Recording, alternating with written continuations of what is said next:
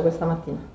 Allora, stamattina è arrivata una segnalazione che al supermercato Iperlando a Susegana c'era un soggetto molesto, quindi andava a disturbare i clienti e per cui hanno chiesto l'intervento di una pattuglia.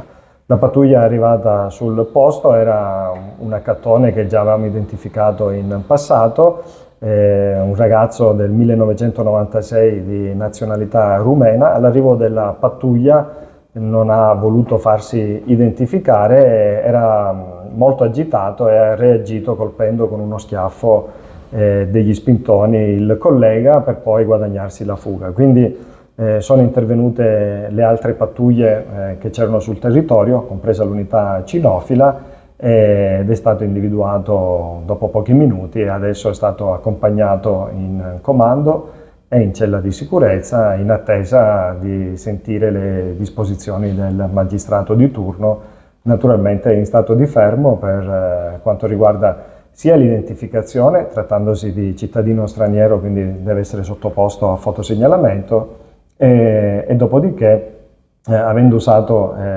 violenza e minaccia nei confronti di un pubblico ufficiale, sarà deferito all'autorità giudiziaria. Quindi adesso attendiamo le procedure e dopodiché sentiamo insomma quelle che sono le disposizioni del magistrato di turno.